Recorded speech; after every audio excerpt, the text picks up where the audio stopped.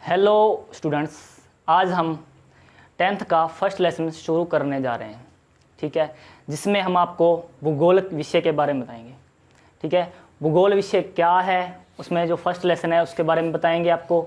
और हम शुरू कर रहे हैं जियोग्राफी, जिसे भूगोल को इंग्लिश में जियोग्राफी बोलते हैं। ठीक है, भूगोल को बोलते हैं इंग्लिश में जियोग्राफी। तो जियोग्राफी का मतलब क्या है? जियोग्राफी, जियो का मतलब पृथ्वी, ग्राफी का मतलब वर्णन, जिसको मिलाने के बाद बनता है पृथ्वी का वर्णन। मतलब कि जो हमारी पृथ्वी है उसको बताना भी, पृथ्वी क्या है, उसमें क्या सिस्टम है, सब कुछ उसके बारे में बताया गया जियोग्राफी में। बाकी इसमें जो 10th में जो कुछ है हम उसके बारे में बात करेंगे। 10th में जो फर्स्ट लेसन है उसमें उसका नाम है संसाधन एवं विकास।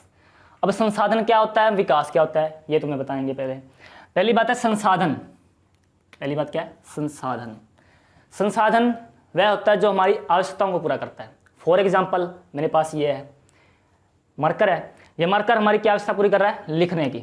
ये हम लिख रहे हैं ऐसे करके, ये हमारी आवश्यकता को पूरा कर रहे हैं ना। इसी प्रकार हर चीज़ है जो हमारी पृथ्वी पर, जो भी चीज़ मौजूद है वो हमारी क्या आवश्यकता को पूरी करती है, उसे बोलते हैं संसाधन। मैं बंदा हूँ, जैसे मैं खड़ा हूँ, एक आदमी हूँ, बंदा हूँ या कुछ लगा लो तुम। ठीक है, तो मैं किसी की ज़रूरत पूरी कर रहा हूँ। फॉर एग्जाम्पल, मैं अपनी फैमिली के लिए ज़रूरी हूँ। ठीक है, उसी प्रकार संसाधन एक हमारी आवश्यकताओं को पूरी करता है, वो होता है। ठीक है, विकास। विकास मतलब कि संसाधनों को विकास होना। फॉर एग्जाम्पल, अब ये पहले के टाइम में क्या होता था, पेंसिल होती है एक छोटी सी, जिसे हम ऐसे शॉर्प करते थे। वो करने के बाद उसको मतलब कि करते थे। लेकिन आज के टाइम में मार्कर, पेन, पता नहीं क्या कुछ आने लग गया है। तो मतलब कि ये विकास हो रहा है संसाधनों का। ठीक है, पहले जो मानव था उसकी एक पूंछ भी होती थी, तुम्हें पता हो तो। लेकिन आज के टाइम में मानव के पूंछ नहीं है, ये विकास है। ठीक है, तो संसाधनों का वर्गीकरण। आगे संसाधन कितने प्रकार का वर्गीकरण, मतलब कि जिन बंदों ने इनको वर्गीकरण किया, इनको बांटा है संसाधनों को। जैसे कि प्राकृतिक संसाधन। प्राकृतिक संसाधन क्या होते हैं? जो हमें प्रकृति से मिले हैं। प्रकृति फॉर एग्जांपल जैसे जल, वायु, मतलब लगा लो जो लकड़ी वगैरह में जो कुछ मिलती है प्रकृति से, वो है सारे प्राकृतिक संसाधन। ठीक है, उसके बाद आ गया प्राकृतिक संसाधन को दो भागों में बांटा गया, नवीकरणीय एंड नवीकरणीय। नवीकरणीय कौन से होते हैं? जो एक बार यूज करने के बाद हमें दोबारा प्राप्त कर सकते हैं। फॉर एग्जांपल, मैंने मान लो जैसे बर्फ है। ठीक है, बर्फ को मैंने बर्फ बना के रख दिया, तो उसको मैंने यूज कर लिया किसी काम में। उसके बाद मान लो जल को, बर्फ को हम जल में परिवर्तित कर सकते हैं, दोबारा कर सकते हैं ना, कर सकते हैं। उसी प्रकार वो होती है जैसे। तो नवीकरणीय जिसको यूज करने के बाद हम नहीं कर सकते, कोयला हो गया, कोई चीज़ लकड़ी होगी जिसको मतलब कि जलाने के बाद वो दोबारा उसको मतलब कि हम उसी चीज़ में अवस्था में नहीं ला सकते, उसके बोलते हैं अनवीकरणीय। समझ आ गई? उसके बाद आ गया मानव संसाधन। अब मानव में तुम्हें पहले बता चुका हूँ, मानव जैसे मैं एग्जाम्पल हूँ। ठीक है, जैसे हम मानव से बैठे हैं यहाँ पे।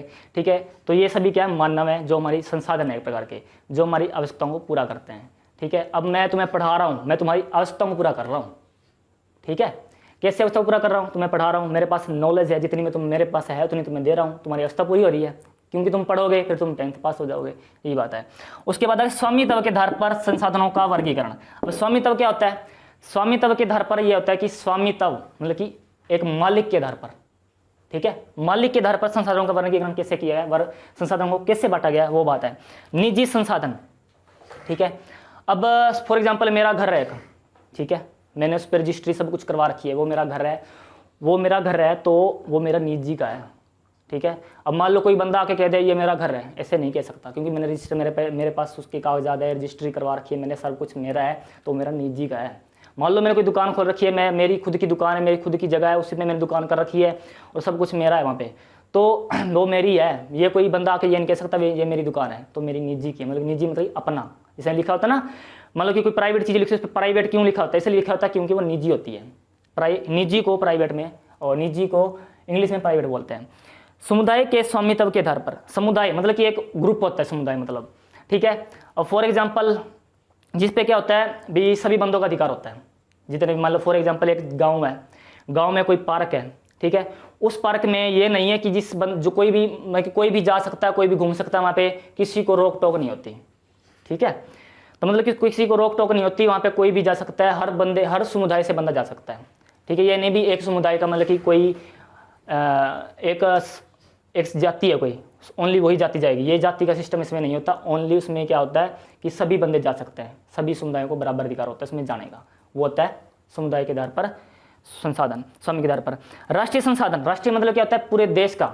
अब फॉर एग्जांपल लगा लो, तुम ताजमहल लगा लो, ठीक है, ताजमहल है, ठीक है, ताजमहल बना हुआ पूरे अपने भारत देश में बना है। भारत देश का कोई बंदा वहाँ पे आके देख सकता है उसको। ये नहीं कह सकता भी हरियाणा वाले वहाँ पे नहीं जा सकते, ये नहीं कह सकता राजस्थान वाले पे यहाँ पे नहीं जा सकते ताजमहल देखने के लिए। तो वो सभी का अधिकार है, वहाँ पे जा सकते हैं, वो होते हैं राष्ट्रीय संसाधन। उसके बाद आ गया अंतर्राष्ट्रीय संसाधन। अब अंतर्राष्ट्रीय संसाधन में क्या हो गया, अंतर्राष्ट्रीय संसाधन में वो संसाधन होते हैं जो मतलब कि कोई भी देश है और अदर कंट्री हैं, अदर कंट्री की संस्थाएं हैं, वो उसका सभी का अधिकार होता है, वहाँ पे आ सकते हैं, जा सकते हैं, कुछ भी कर सकते हैं वो, ठीक है। फॉर एग्जांपल लगा लो सागर हो गए, जैसे महासागर हो गया, बड़े बड़े सागर होते हैं, वहाँ पे हमारी भारत देश के भी वहाँ पे जहाज घूमते हैं, ऑस्ट्रेलिया के, अमेरिका के सभी देशों घूमते हैं ना, मतलब कि व्यापार होता है, ट्रांजेक्शन, मतलब कि एक जगह से दूसरी चीज़ एक्सचेंज होते हैं। तो मतलब कि कोई चीज़ें यहाँ एक जगह से दूसरी जगह जाती हैं जहाज़ों के द्वारा, जो समुद्र में घूमते हैं, ठीक है, वो होते हैं अंतर्राष्ट्रीय संसाधन। अब थोड़ा सा ये टॉपिक रहता है अपना, शुरू करते हैं। विकास के आधार पर संसाधनों का वर्गीकरण। विकास में बता चुका हूँ पहले मैं, विकास के आधार पर संसाधनों का वर्गीकरण कैसे किया गया है। तो पहले है संभावी संसाधन। संभावी मतलब संभावना, मतलब कि आगे हमें इनको प्रयोग करना है। फॉर एग्जाम्पल जैसे हम कोई चीज़ यूज कर रहे हैं, ठीक है, फॉर एग्जाम्पल हम पानी यूज कर रहे हैं, ठीक है, पानी यूज कर रहे हैं, पानी यूज कर रहे हैं, हम ये सोचते नहीं भी हमारी आगे वाली पीढ़ी के लिए भी जरूरी है ये नहीं सोचते ना। हम नहाने के लिए एक बाल्टी की जगह 2 बाल्टी से नहाएंगे, ठीक है। बर्तन धोने हो एक बाल्टी की तरह जगह 3 बाल्टियों से धोएंगे ना। तो मतलब हमें आगे वाली संभावी मतलब कि पीढ़ी के लिए सोचते नहीं, जो आने वाली पीढ़ी है, तो वो होते हैं संभावी संसाधन। मतलब कि विकास तो हो चुका है उनका बढ़िया तरीके से, मतलब कि यूजिंग कर रहे हैं हम पानी का। मैं पता है भी पानी यहाँ से साफ होता है, मशीनें भी आने लगी अब तो, वो आरओ वगैरह होता जो, ठीक है, लेकिन उनका प्रयोग ढंग से नहीं हो रहा ना, हम पानी को यूज ढंग से नहीं कर रहे, तो होते हैं संभावित संसाधन। समझा गई। उसके बाद आ गया विकसित संसाधन।